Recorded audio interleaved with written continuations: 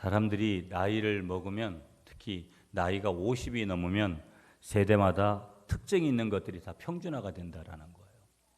무슨 말이냐면 먼저 우리가 50대가 되면 외모가 평준화가 된다라는 거예요.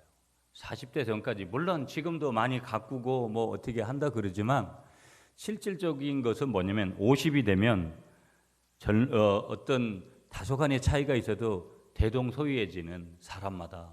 그래서 외모의 평준화가 이제 50대부터 일어나기 시작한다라는 거예요. 그전은 천차만별이죠. 어떤 사람은 정말 잘생겼고 멋있고, 어떤 사람은 정말 이쁘고 아름답고. 그런데 그 차이가 50대로 들면 이렇게 별 차이가 나지를 않는다라는 거예요. 나이 이제 60대가 되면 학력의 평준화가 온다라는 거예요. 그만큼 인생을 살았으면 배운 사람이나 배우지 못한 사람이나 그게 그거라는 거예요. 인생 70대가 되면 어떻게 되는지 하면 여자에게 있어서는 무엇보다도 남편이 있는 사람이나 없는 사람이나 별 차이가 없다라는 거예요. 80대가 되면 돈이 있는 사람이나 돈이 없는 사람이 별 차이가 없어진다라는 거예요. 돈이 있어봤자 나이가 들면 뭐에 쓰겠어요, 여러분? 사실은 크게 쓰고 싶어도 쓸 데가 별로 없는 거예요. 먹고 싶은 음식이 그렇게 있냐면 80대가 저희는 안 돼봐서 모르지만 우리 어르신 한 분이 계시는데 그렇게 많이 뭐 먹는 음식에 대해서 굉장히 뭐 애착을 갖고 그렇게 하지 않는다라는 거예요. 나이 90이 되면 산 사람이나 죽은 사람이나 별 차이가 없다라는 거예요. 우리에게 던져주고 우리에게 시사해주는 내용들이 얼마나 많은지 몰라요. 한편에서는 그냥 웃고 지나갈 수 있는 그런 내용일 수도 있는 거예요. 그러나 오늘 제가 드리고 싶은 핵심의 그 키워드가 뭐냐면 다른 게 아니고 너무 우리가 세상에 욕심을 부려야 될 이유가 없다라는 거예요.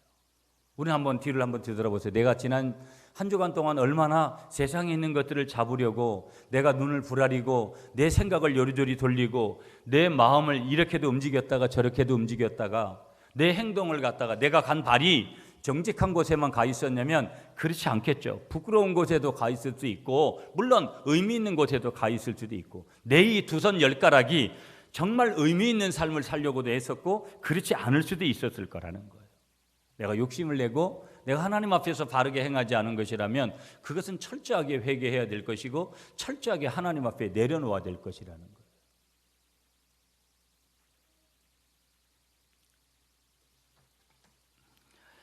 그러면서 우리에게 던져주는 메시지 한 가지는 뭐냐면 이 주일 아침에 우리가 붙들어야 되는 것이 무엇이냐.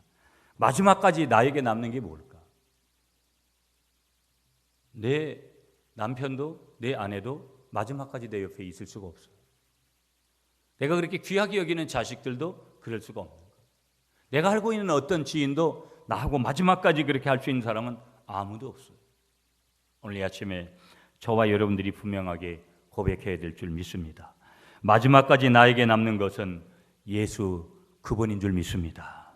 예수 그리스도가 그래서 저와 여러분들의 오늘도 상심한 마음 가운데 있던 어떤 마음 가운데 있던 예수 그리스도가 저와 여러분 가슴속의 심장에 기쁨이 되어야 될 줄 믿습니다. 주님이 평안이 되어야 될 줄 믿습니다. 왜 그러느냐? 주님이 주시는 부요함, 그것 때문에 세상의 갈증을 느끼지 않는 우리 믿음의 성도들이 될 수 있기 때문이에요. 예수만이 우리 인생에서 나의 인생에서 마지막까지 나와 함께 해주실 유일한 분이 되시는 줄 믿으시는 여러분이 되시기를 축복하겠습니다. 세 친구가 있었습니다. 이 세 친구가 있었는데 이들이 함께 어느 날 여행을 떠났습니다. 이들에게는 한 가지 공통점이 있었는데 그것은 세 사람 모두가 다 가방을 앞에다가 하나 다 메고 뒤에다가 하나 메고 있다는 점이 세 사람 다 공통점이었습니다.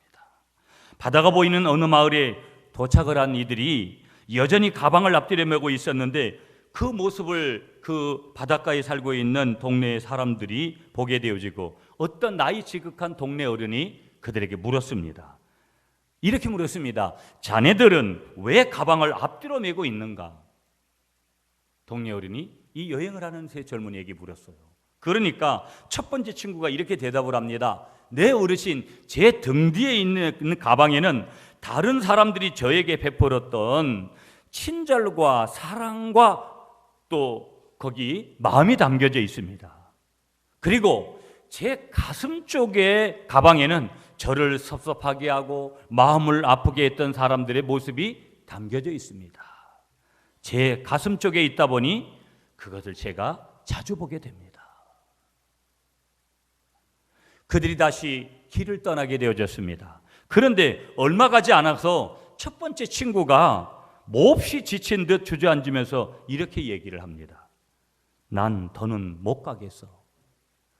그냥 여기서 포기할래. 첫 번째 친구는 그렇게 여행을 포기하고 두 번째 친구와 세 번째 친구는 여행을 계속합니다. 이번에는 새들이 지저귀는 산골 마을에 도착을 했습니다. 산골 마을에 사는 청년도 앞뒤로 가방을 맨 그들의 특이한 점을 보고 질문을 해옵니다. 이번엔 청년이 질문하는 거예요. 왜 가방을 앞뒤로 메고 있나요? 그렇게 청년이 질문했습니다. 그러자 두 번째 친구가 이번에는 대답을 했습니다. 이렇게 대답을 했죠. 저의 등 뒤의 가방에는 제가 저지른 실수와 저의 부족함이 들어 있습니다. 잘 안 보려고 하지만 저는 결코 이것들을 버리지 못하고 가져가고 있습니다.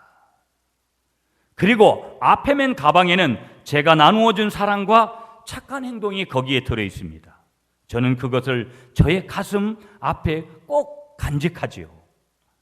그래야 저도 잘 보고 다른 사람들에게도 자랑할 수 있거든요. 그들은 다시 여행을 재촉하는 거예요. 그렇게 얼마를 가다 보니까 이제 두 번째 친구가 숨을 헐떡이며 쓰러졌습니다. 도저히 안 되겠어. 더는 나는 못 갈 것 같아. 두 번째 친구도 포기를 하고 세 번째 친구만이 다시 혼자 길을 떠나게 되어졌습니다.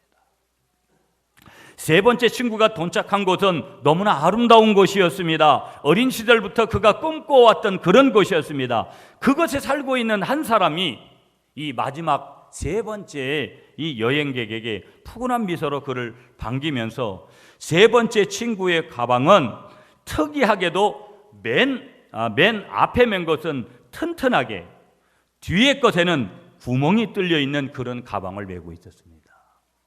미소로 그를 맞았던 사람이 이제 세 번째 친구, 홀로 남은 이 친구에게 묻습니다. 앞에 맨 가방은 무엇에 쓰는 가방입니까? 라고 질문을 하고 이어서 등 뒤에 메고 있는 가방에는 왜 큰 구멍이 뚫려 있습니까? 이렇게 질문을 했습니다. 그때 이 세 번째 여행을 하는 친구가 이렇게 얘기를 합니다. 네, 저에게 앞에 있는 이 가방은 너무도 중요합니다. 저는 늘 앞에 있는 가방을 보면서 살아가기 때문이죠. 앞에 있는 이 가방 속에는 사람들이 저에게 베푼 친절, 따뜻한 말 한마디, 저를 위로해 주었던 마음 같은 것들이 거기에 들어있거든요. 그리고 이 뒤에 있는 가방에는 제가 다른 사람을 미워하는 마음, 다른 사람이 저에게 했던 나쁜 말, 다른 사람이 저를 슬프게 만들었던 것들이 들어있답니다. 이 가방 덕에 저는 편안하고 행복하게 여행을 할 수 있었습니다.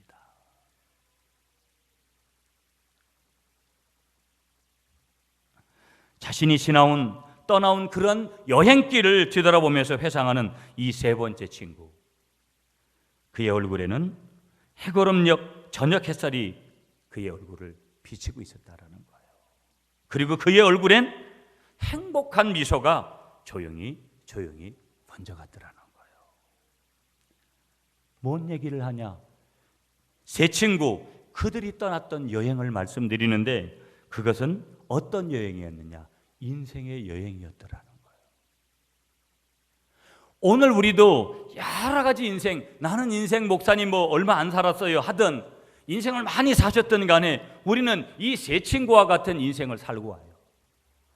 온갖 지저분한 것들, 매일 늘 남을 죽이고 남을 미워하고 남을 판단하는 그런 가방만 메고 가는 사람, 두 가방 중에서도 특히 그런 가방만 생각하며 살아가는 사람이 있고 세 번째 친구와 같이 그런 모든 것들을 헐헐 털으면서 가방에 구멍을 내서까지도 나에게 해코지했던 사람들에 대해서는 잊어버리려고 하는 그런 어떤 행복한 마음을 가지면서 살아가는 사람들이 훨씬 많아야 됨에도 불구하고 그런 사람들은 별로 그렇게 많지가 않고 늘 그렇지 않은 가방을 메고 가는 사람들이 훨씬 많다라는 거예요.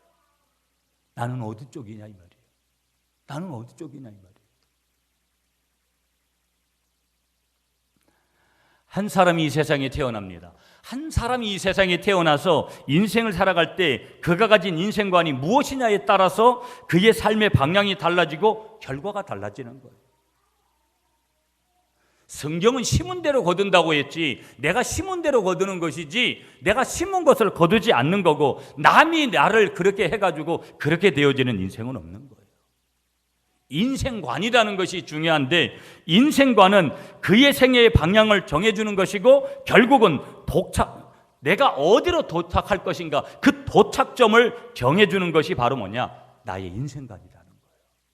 그래서 설교를 준비하면서 인터넷을 뒤져서 여러분 한자적인 의미의 인생관을 이렇게 풀어보니까 한자적인 인생관의 해석은 이런 거예요. 인생의 존재, 의미, 목적, 가치 등에 관한 이론적 견해 또는 사고방식. 이게 한자적인 우리 인생관이라는 단어의 해석이에요. 그러면 국어적인 사전적인 이 인생관의 해석은 또 이런 거예요. 인생의 의의, 인생의 가치, 인생의 목적 따위에 대한 관점이나 견해. 대동소이한 내용이죠. 그걸 인생관이라고 얘기한다 이 말이에요. 그렇다면 성경적인 인생관, 오늘 하나님께서 이 사도 바울을 통해서 오늘 우리가 읽은 빌립보서 1장 19절부터 오늘 보면 26절 우리가 30절까지 읽었는데 전체적인 30절까지의 내용을 통해서 말씀하고 있는 아니 오늘 본문 빌립보서 1장만이 아니라 오늘 성경 전체를 통해서 우리에게 말씀하고 있는 성경적인 인생관이 무엇이냐? 성경적인 인생관은 한마디로 요약을 하면 이런 거예요. 한번 따라하겠습니다. 나는 왜 사는가? 이게 성경적인 인생관인 거예요. 그러니까 내가 성경적인 인생관을 가지고 산다라는 것 조금 더 여러분에게 해답을 드리면 그런 거예요. 나는 하나님의 영광을 위해서 그 영광을 위해서 내 직장, 내 가정, 내 어떤 것들을 이렇게 하면서 살아갑니다. 나는 그것을 위하여서 내 예배 생활은, 내 기도 생활은, 내 말씀 생활은, 내 헌금 생활은 이렇게 살아갑니다. 내가 친구들과의 관계는 이렇게 설정을 하면서 살아갑니다. 이런 얘기들까지 우리가 구체적으로 얘기할 수 있어야 되는데 한마디로 성경적인 인생관이 무엇이냐? 나는 왜 사는가? 나는 왜 사는가? 이 질문 앞에 아무런 답을 여러분이 내어놓지 못한다면 여러분은 여러분의 인생관이 지금 잘못되어 있는 거예요. 병들었든지. 나는 왜 사는가? 이 질문 앞에 반드시 자문자답해야 되고 누구든지 나에게 당신의 인생관이 뭐냐고 물을 때 세상적인 인생관이 아니라 오늘 성경적인 인생관의 답을 우리가 해야 될 줄 믿습니다. 다른 말로 하면 나는 무엇을 위해 사는가? 한 번 더 따라하겠습니다. 나는 무엇을 위해 사는가? 삶의 이유가 여러분의 인생관이라는 거예요. 삶의 이유가 뭐예요?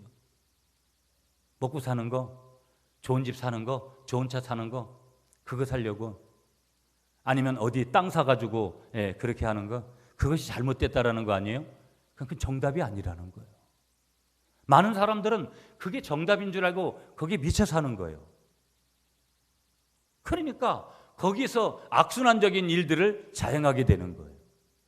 질서가 그게 아닌데, 그것이 잘못된 답이라는 것이 아니라 정답은 아닌데 그걸 정답이라고 생각하는 거예요. 여러분 오늘 주보에도 나와 있지만 많은 분들이 저희 교회도 아프고 그래요. 두 가지를 생각해요. 담임 목사로서 얼마나 미안하고 너무 책임감도 느끼고 여러 가지를 생각하고 또 담임 목사로서 부탁하고 싶은 건 신앙생활 잘하라고.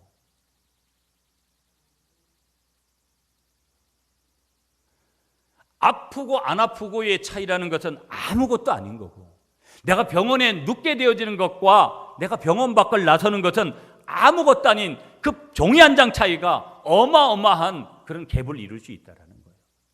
그 종이 한 장 차이 같지만 어떤 사람은 병원에 가서 나오지 못하고 그 인생의 끝을 거기서 맞이하고 너무 가슴이 아프고 너무 한편에서는 또 미안한 마음도 있고 또 그러면서도 하나님의 메시지가 오늘 집사님도 기도를 하지만 하나님의 그 뜻이 어디에 있는지를 우리가 100% 알 수 있는 사람이 어디 있겠어요? 이 문제는 누가 잘했느냐 잘못했느냐 이 문제가 아니라 이런 고난의 현장에서 우리는 뭘 봐야 될 것이냐, 어떤 인생을 살아야 될 것이냐, 이 고민만은 우리가 해야 된다라는 거예요. 오늘 이 빌립보서 1장의 주인공은 하나님이 주인공이죠. 그러나 오늘 인간 주인공 한 사람을 하나님이 보내시는데 그가 사도 바울이에요.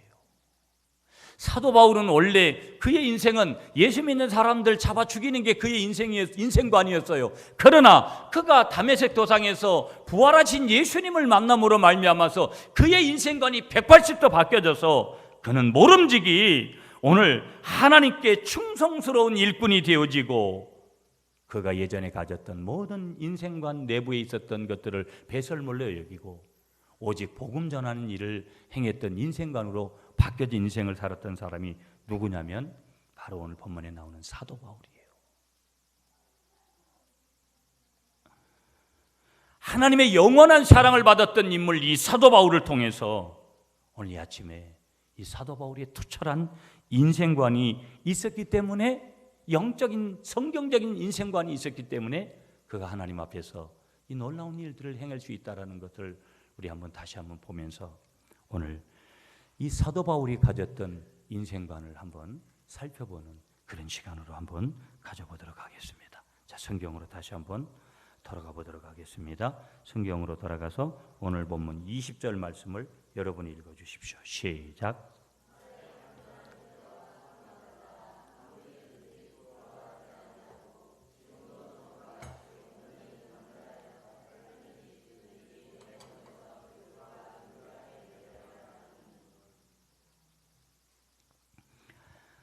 바울의 첫 번째 인생관이 고백이 뭐냐면 바울은 부끄러움이 없는 삶을 살기를 원했다라는 거예요.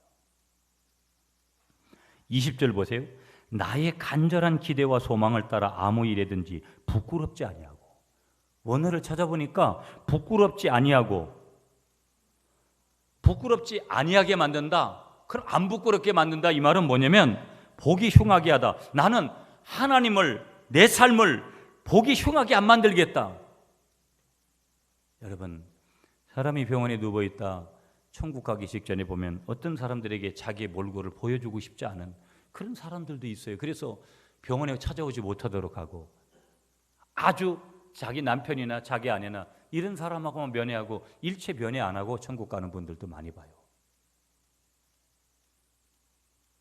보기 흉하게 하다.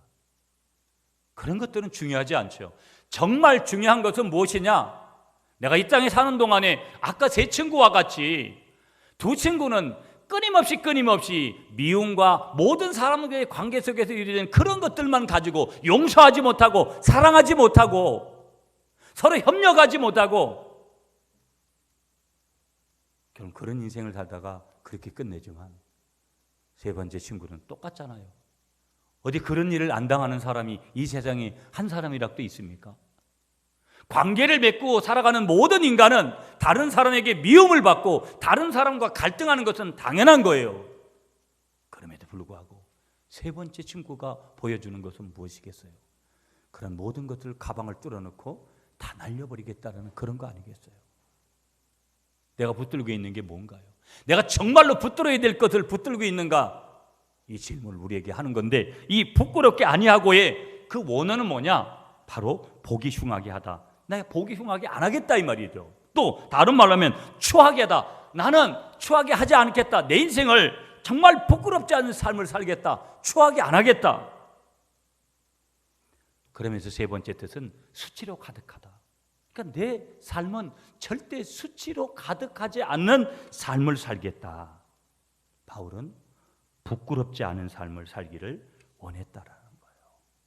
그러면 오늘 이 말씀을 통해서 바울의 인생관이 내 인생관이 되려면 성도로서 부끄럽게 행하는 일이라는 게 도대체 뭐냐? 성경적인 오늘 본문을 통해서 주신 메시지 3가지가 있는데, 첫째는 성도로서 부끄럽게 하는 일, 첫 번째가 뭐냐? 복음을 이웃에게 전하지 못하는 것이 부끄러운 일이라 이 말이에요. 아멘이십니까? 우리 성도들 중에는 이웃에게 복음을 담대히 전하지 못하는 분들이 많지요. 상당히 많습니다. 그 이유가 무엇이냐? 이웃이 복음을 듣고 기분 나빠하거나 아니면 싫어하는 것을 두려워하기 때문에 전도를 하지 않는 거예요. 복음을 전하지 않는 거예요. 오늘 이 아침에 기억해야 돼요. 복음을 담대하게 전하는 것이 참된 성도의 의무인 줄 믿습니다. 복음을 전하지 않는 것이 부끄러운 일이라는 거예요. 두 번째, 성도에게 있어서 부끄럽게 행하는 일이 뭐냐? 자신이 그리스도인임을 감추고 사는 것이 부끄러운 일이라는 거예요. 나 예수 믿습니다. 나 예수쟁이입니다. 나는 어느 교회에 출석하는, 나는 내가 이런 직분도 받았습니다. 그래서 주님께서는 마태복음 10장 32절 33절에서 이런 말씀을 주시는 거예요. 누구든지 사람 앞에서 나를 시인하면 나도 하늘에 계신 내 아버지 앞에서 그를 시인할 것이요, 누구든지 사람 앞에서 나를 부인하면 나도 하늘에 계신 내 아버지 앞에서 그를 부인하리라. 그러므로 우리가 주님 앞에서 주님께 영원한 불이익을 당하지 않으려면 오늘 이 땅에 사는 동안에 어디를 가든지 누구에게든지 자신이 예수 믿는 성도라는 사실을 당당하게 밝히시는 여러분이 되시기를 축복하겠습니다. 세 번째, 성도로서 부끄럽게 행하는 일이 뭐냐? 부끄러운 일을 주 예수의 가르침대로 살지 못하는 생활. 세 번째, 우리에게 부끄러운 일은 예수님의 말씀, 예수님의 가르침대로 살지 못하는 생활. 그것이 부끄러운 일이라는 거예요.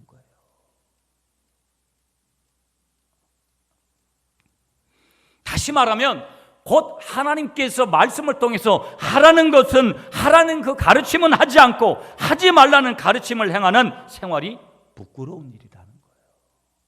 부끄러운. 사도 바울은 복음을 이웃에게 전하는 부끄러움, 자신이 그리스도임을 감추고 사는 부끄러움, 예수님의 가르침대로 살지 못하는 생활, 이 부끄러움, 이 부끄럼 없는 삶을 살겠다고 그의 인생관에서 고백을 하는 거예요. 그래서 그는 나는 그 이전의 삶을 다 배설물로 여겼다. 똥같이 여겼다. 나는 예전에 사울이 아니라 나는 이제 사도 바울이다. 바울이 됐다. 그렇게 고백을 하는 거예요. 하나님 앞에서 여러분이 사도 바울과 같이 부끄러움이 없는 삶을 기대하시고 또 행하시고 그렇게 바울과 같은 인생관을 정하시는 여러분이 되시기를 축복하겠습니다. 두 번째 메시지 21절을 읽겠습니다. 21절 시작. 아멘. 여러분 20절 하반전에도 보면 이런 얘기를 해요. 사도 바울이 지금도 전과 같이 온전히 담대하여 살든지 죽든지, 그 다음 말씀이 중요해요. 내 몸에서 그리스도가 존귀하게 되게 하려 하나니. 바울은 두 번째 어떤 인생관을 가지고 지금 고백하냐면 이런 인생관을 가지고 고백하는 거예요. 한번 따라하세요. 그리스도를 높이는 삶. 사도 바울은 내 인생관은 뭐냐? 예수님을 높이는 삶을 살기를 원합니다. 그렇게 고백하면서 20절에 내 몸에서 그리스도가 존귀하게 되게 하기 위해서, 21절에도 내가 살든지 죽든지, 오늘 1절 한번 다시 보세요. 이는 내게 사는 것이 그리스도니 죽는 것도 유익함이라. 죽는 것 자체마저도 내가 그리스도를 위한 것이라면은 당연히 내가 그리스도를 높이는 것이라면 그렇게 하겠다. 여기 존귀하게 하다, 그런 뜻은 뭐냐면 위대하게 만들다, 이런 뜻이에요. 그러니까 우리 주님을, 내가 이렇게 주님을 높여서 우리 주님을 위대하게 만들다. 다른 뜻으로는 웅대하게 하다는 뜻이 있어요. 우리 주님을 내가 그리스도를 높임으로 내가 우리 주님을 웅대하게 만들어 드릴 것이다.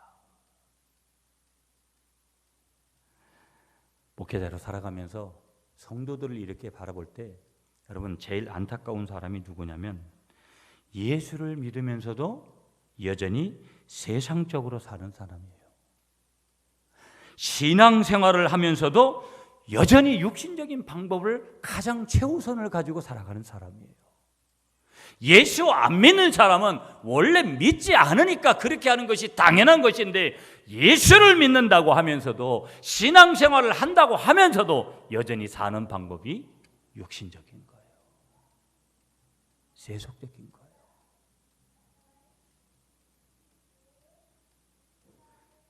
사도 바울이 그리스도를 높이는 삶을 살기를 원하는 거하고는 인생관이 차이가 너무 큰 것이죠. 여러분을 뒤돌아봐야 돼요. 오늘 저와 여러분들을 뒤돌아보면서 바울이 빌립보 교인들에게 편지를 쓸 때 오늘 본문 그는 감옥에 있었어요. 지금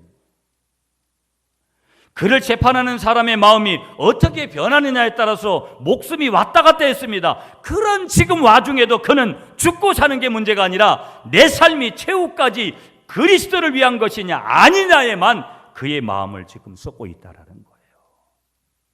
주님을 위하여 산다고 하는 투철한 삶의 목적, 이게 바울의 인생관이었다라는 거예요. 바울의 인생관.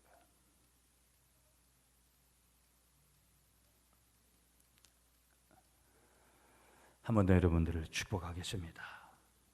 저와 여러분들의 삶이 예수님만을 높이는 그런 삶이기를 소망하시는 여러분이 되시기를 축복하겠습니다. 마지막 한 가지, 여러분 23절 쭉 이하에서 말씀하고 있는 30절까지 메시지가 하나예요. 자, 23절 말씀을 다 같이 읽겠습니다. 시작.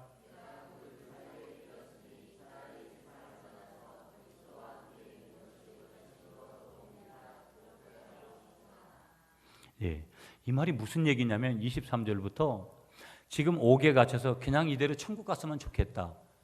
사도 바울은 그렇게 고백을 하는 거예요. 나는 그냥 빨리 죽어가지고 하나님 앞에 갔으면 좋겠다. 그런데 내가 이렇게 가버리면 빌립보 교회나 너희들이 상심하고 너희들이 육신에 있으니까 그래도 내가 언제 천국 갈지라도 그건 사실이지만 내가 잠시라도 너희들하고 있는 것들이 훨씬 낫겠다. 지금 이런 내용이에요. 지금 23절부터 쭉 얘기하는 게. 사도 바울은 천국이 훨씬 낫다라고 그렇게 고백하는 거예요. 그 일이 훨씬 좋은 일이다. 24절에도 23절에도 그렇게 고백하는 거예요. 그리스도와 함께 있는 것이 훨씬 더 좋은 일이라 그렇게 하고 싶으나, 내가 천국 가고 싶으나, 내가 죽어서 그렇게 하고 싶으나 24절에 내가 육신으로 있는 것이 너희를 위하여 더 유익한 것이라. 무슨 얘기냐면 이런 거예요. 사도 바울의 세 번째 인생관이 뭐냐면 이건 거예요. 바울은 항상 남의 유익을 위해서 살려고 노력하는 삶이었다라는 거예요. 한번 따라하겠습니다. 항상 남의 유익을 위하여 살려고 노력하는 삶. 그게 바울의 인생관이었어요. 난 지금 죽어가지고 천국 가는 게 훨씬 좋으나, 그리스도와 함께 있는 것이 훨씬 좋으나, 그러나 내가 육신으로 있는 것이 너희를 위하여 더 유익하리라. 이 땅에 남겨진 그 사람들 때문에, 내가 너희들 때문에 너희들하고 있는 것이 더 유익하다. 이 둘 사이에 내가 지금 끼어 있지만 난 천국 가버리고 싶지만 너희들하고 있는 것이 더 지금은 유익일 것이다. 바울은 삼층천 체험을 했어요. 그리고 하나님의 보좌 앞까지 올라갔던 그 사람이에요. 그는 천국의 기쁨을 미리 맛본 사람이었습니다. 천국이 이런 곳이구나 하는 것을 맛본 사람이었어요. 그에게 있어서 가장 사랑하는 주님이 계신 나라가 어디냐면 하나님의 나라, 천국이었습니다. 기쁨의 나라, 고통이 없는 나라, 그 나라에 대한 열망으로 그는 세상을 떠나 속히 천국에 들어가고 싶어 그렇게 지금 하고 있어요. 그러나 그는 땅에 남아있는 연약한 이들을 위하여 사는 삶을 선택을 하는 거예요. 내가 그렇게 가면 좋지만, 나를 위해서는 그렇게 좋지만 그러나 아직도 믿음이 연약하고 내가 돌봐야 될, 나만 바라보고 있는 이 연약한 이들을 위해서, 그래, 남을 위해서 사는 삶을 지금 선택을 하고 있더라는 거예요. 무슨 얘기예요? 지금 바울은 자신의 안녕이 아닌 남의 유익을 위하는, 유익하게 하는 삶을 지금 원하고 있는 거예요. 하나님 앞에서도 모든 사람들 앞에서도. 그리고 그걸 선포하는 거예요. 이런 바울의 선택의 결과는 뭐냐면 수많은 고통이에요. 남을 위해서 살아간다라는 것은 수많은 고통이라 이 말이죠. 아픔이고. 그럼에도 불구하고 그는 자신의 삶이 다른 이들을 위해서 쓰여지는 것을 어떻게 했느냐? 기뻐하고 또 기뻐하고 있더라는 거예요.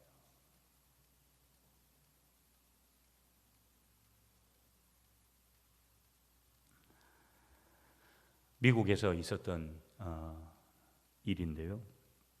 어느 사람이 차를 몰고 가다가 버스가 가로수를 들이받고 사고가 난 현장을 지나가게 되어졌습니다. 사람들이 몇몇 구조 활동을 벌이고 있었는데 지나가던 그 사람은 안 됐구만 하면서 무심히 그 사고 현장을 지나가 버리고 맙니다. 그날 그가 퇴근할 무렵 집에서 전화가 왔습니다. 그 사람의 딸이 교통사고로 워낙 출혈이 심해서 죽었다는 것이었습니다.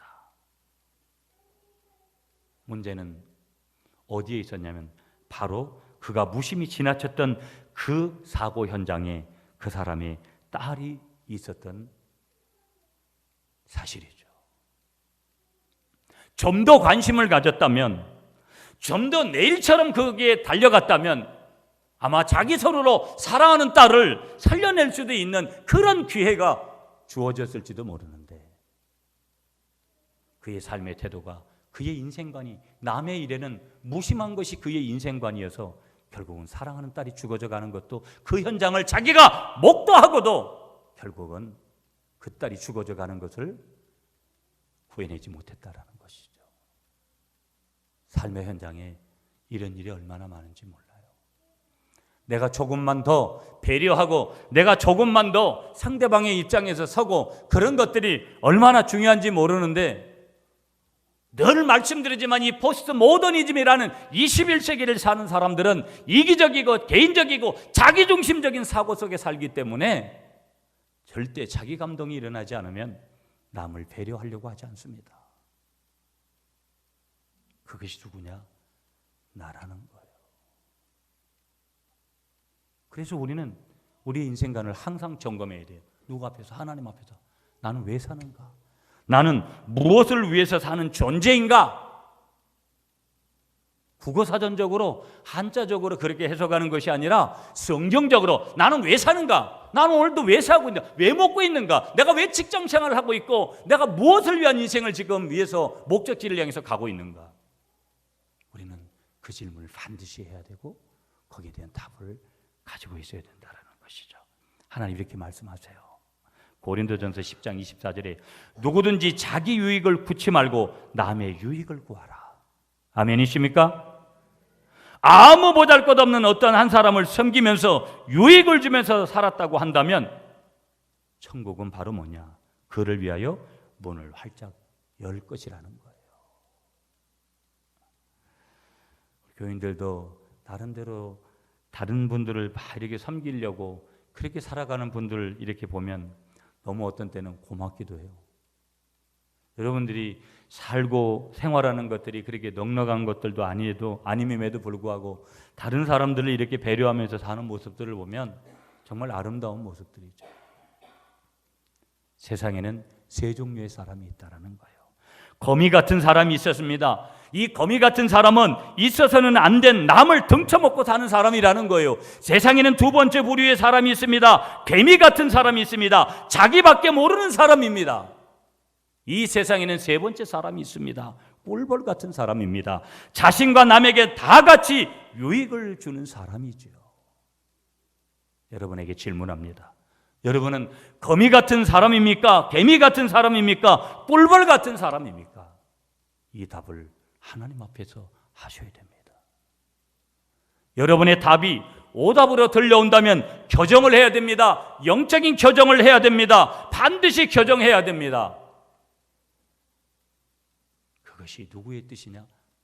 하나님 아버지의 뜻이요. 이것이 사도 바울의 인생관이요. 오늘 저와 여러분들의 인생관이 되어야 될 줄 믿습니다. 오늘 마지막 질문합니다. 오늘 이 말씀 속에서 여러분이 영적인 성경적인 분명한 인생관을 세우시기를 축복합니다. 바울의 오늘 이 인생관이, 오늘 세 가지로 주어졌던 이 인생관이 정말 하나님 앞에서 나의 인생관, 우리들의 인생관으로 바뀌어지시는 귀한 축복이 있으시기를 간절히 축복하겠습니다.